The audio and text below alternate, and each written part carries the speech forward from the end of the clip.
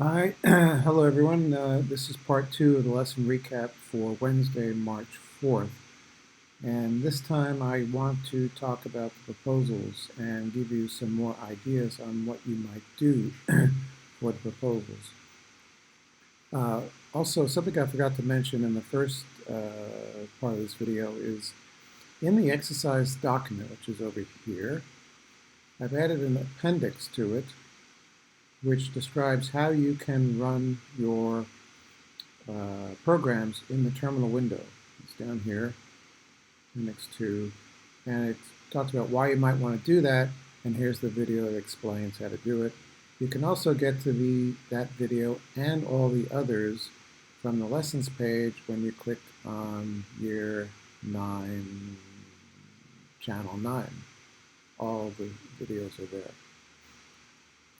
So just note that that's there now.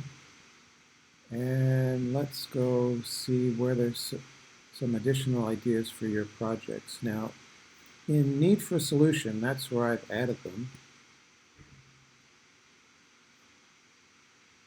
There were already a few, and the new ones the new ideas that I'm suggesting you might consider have to do with using a file, namely reading a file, writing to a file, and this is really powerful. If you have enough data, which we can give you, by the way, we can get data from the school, which would allow you to do all kinds of interesting things.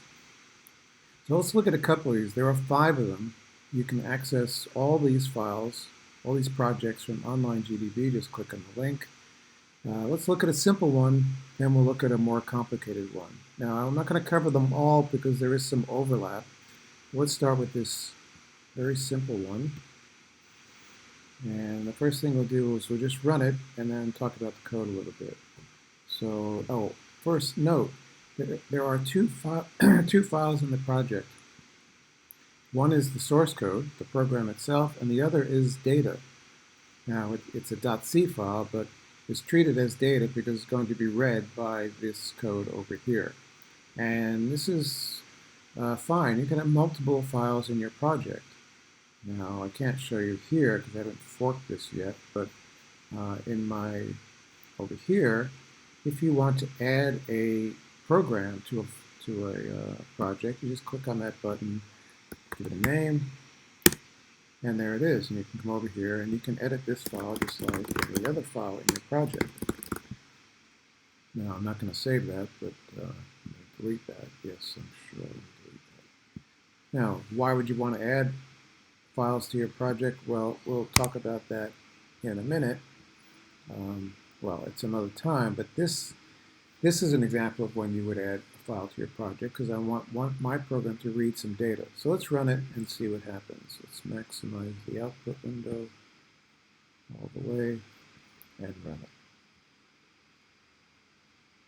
And there it goes. Now it's just displayed the text on the screen. This is exactly the same as what's in the file. How did it do that? Well, let's take a look. So it's going to read data from the file and display it on the console. It's using these 3 functions from the standard I/O library. This one opens a file, this one closes a file, this one reads characters from a file. Files have to be opened before you can use them. When you're done with them, they should be closed. They do take up memory. So it's a good idea if you're not using it to close it.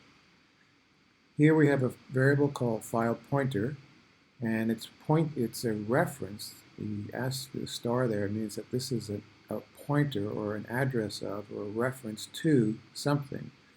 And the something is this thing called file, again, defined over here in standard I/O. It's just a structure which has information about a file.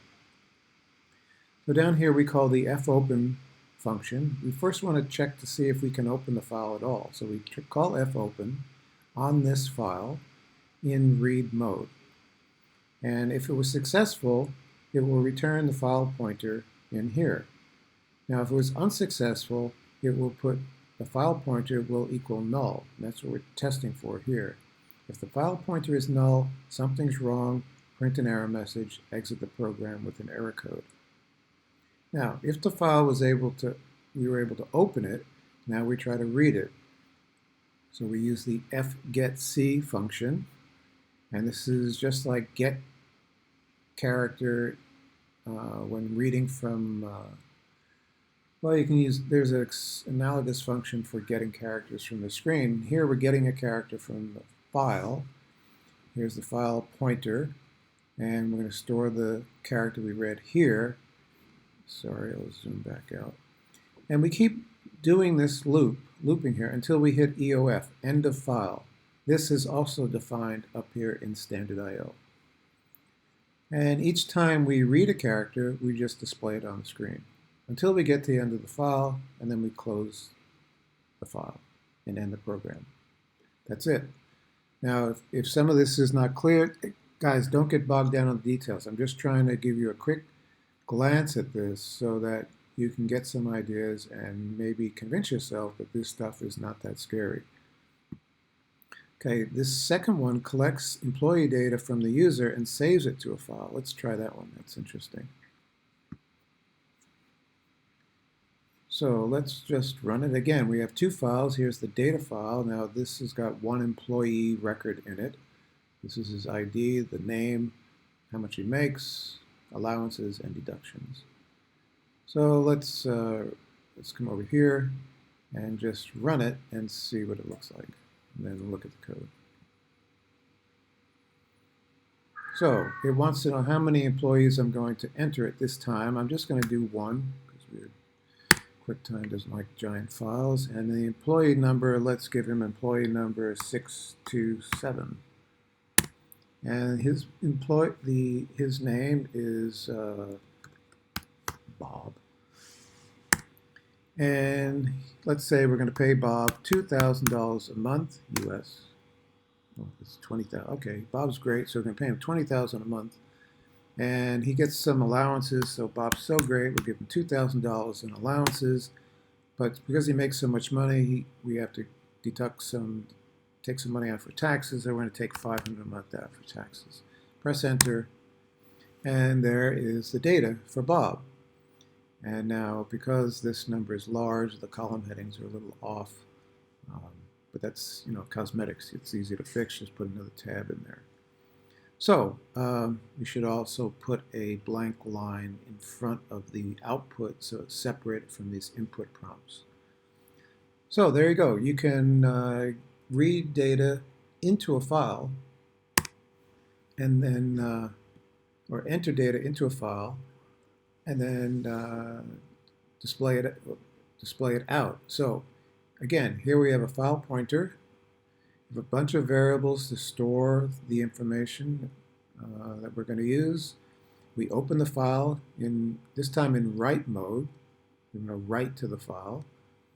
And all of this stuff in here is we're just prompting the user, give me some data and read it in from the screen.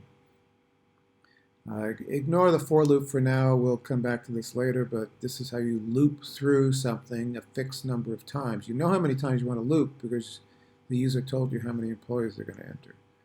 Now, the important point is down here on line 38, where we do an fprintf. So this is just like a printf statement, which you've used 100 times, except it's to a file. Here's the file pointer. The rest of it is as you've seen before. So this will write a record to the file. Then we close the file, and now we're going to open it again in read mode. Display the column headings. We're going to loop again, and this time we're going to call scanf.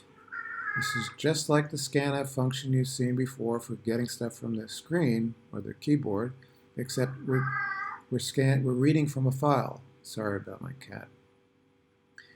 And here's the file pointer. The rest of this statement is as you've seen it before. Then we just display the data on the screen, close the file. Simple. Now I'm rushing because I don't want this to run too long, and I can show you one more example. Now that was the second one. The third one collects employee data from the user and appends it to the file. So you can open a file in append mode as opposed to write mode or read mode. And this will add records onto the end of the file. That's a useful thing to be able to do. Here we're going to read student records from a CSV file and display the data on the screen. And this program is using the string token function, which I'll explain in this next example. So this is reading from this example 5 is just a larger version of example 4, meaning the input file is much larger. Note it has over 1,400 records. So let's take a look at that one. Now that data comes from the ICT department. Ms. Mamani and I we called them up and said, can you give us timetable data for all the Year 9 students for this year? And long story short, they said, yeah. So they gave us a large file, and but it didn't have timetable data in it. It has all the classes that all the Year 9s are taking this year. And you can see that data right here. Now there's 1,400 lines in here. There's about 9 entries for every student. So for example, Cassie Wang is taking this Chinese class, and she's in this homeroom, and this is her teacher. And there'll be other records for her, for all her subjects. So this file, now there are 2 data files here. This is the file we tried to read. And note it has the spaces that you'd expect to see in here. But we had trouble reading this, and we're still trying to figure out why it won't read these spaces. So we adjusted the file, and we just replaced the spaces with these hyphens just as a workaround, temporary workaround. So this file main is going to read this big file. So here we have our file pointer. Each time we read a record, we're going to store it in this buffer. This is just an array of 100 characters.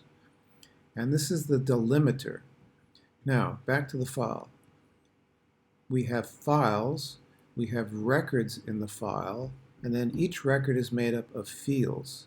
Each field is separated by a comma. In this case, separators can be other characters. We've chosen to use a comma because it's unlikely to be part of the data. You wouldn't want to use, I don't know, a capital N as the delimiter because it's part of the data. So, one file, many records, each record has fields, and we use that comma, that delimiter, to access the individual fields. So that's what this is about. So we open the file in read mode, like we've seen before. Now here is the fun part. We call fscanf to read a record from this file, and we keep looping here until we hit EOF. That's end of file, again defined in standardio.h. So you can think of this string token method. Now I'm not going to go into it in detail here, but you can think of it as a Pac-Man. So string token is taking a byte out of this buffer each time it sees a comma. So it bites up to the comma, throws the comma away, and stores the piece that it took off into this variable. Then it takes another byte up to the next comma and stores the first name. And then another byte gets the class, homeroom, should be advisory, and then the teacher. We'll explain more about this in class later, but just be aware that you can use this function. It's in the string.h header file, which we have up here, right there, to tokenize or to parse or break apart a record into fields. And then this is a standard printf, so we pass it the variables into the formatted string, and we keep looping for the whole file. And then we close the file and end the program. And that's it. So this is just to give you a taste of things you might be able to try. For example, suppose you had this file, and I want to know, your program could then tell me who are all the students in 09B2, or what are all the classes that this teacher teaches, or what are the classes that Jerry Chan is taking, or how many people in 09B2 are taking Chinese, Band 1, and so on. Lots of information you could dig out of here. All right, that's it for now. I want to stop because I want this. I've tried this before and QuickTime keeps dying on me when I try to save the file. Okay, that's it for now. Bye.